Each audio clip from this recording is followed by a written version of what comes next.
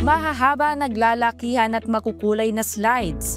Yan ang agad ang bubungad sa mga kasambahay na dadayo sa isang waterpark na matatagpuan sa Biñan, Laguna, ang Splash Island.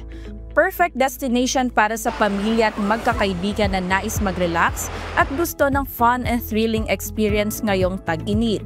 Malapit lang ito sa Metro Manila at matatagpuan sa tabi ng South Luzon Expressway o SLEX, kaya accessible talaga. Napili namin ito kasi isa ito sa most accessible sa lugar namin at saka maraming attraction dito and maraming activities na magagawa ang isang family or friends na makakasama namin. Sa halagang 999 pesos per head, may VIP pass ka na at pwedeng sulitin ng hanggang 14 na oras ang saya sa kanilang iba't ibang attraction at water activity.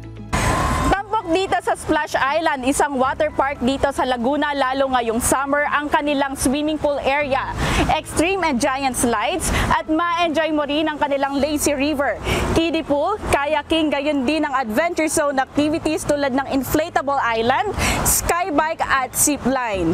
At ang good news, libre ang mga bata na 3 feet below. Dito sa Splash Islands, parang all-in-one na lahat. Napakadaming rides, napakadaming pwedeng pagswimingan, mag-e-enjoy talaga ang lahat. Ayon sa management ng Splash Island, maaaring ito na ang most affordable water park sa Asia at may mahabang operating time. This is the most affordable water park, maybe in Asia and in the world. Kasi we make it na maranasan naman ng mga Pilipino kung paano magkaroon ng isang water park sa ibang bansa, meron din dito. Saka maganda lang dito, mahaba ang operating time. Ang operation namin from 8 AM to 10 PM. Kaya mga kasambahay, kung ang hanap nyo ay adventure, relaxation at sulit sa budget ngayong summer, you know where to go.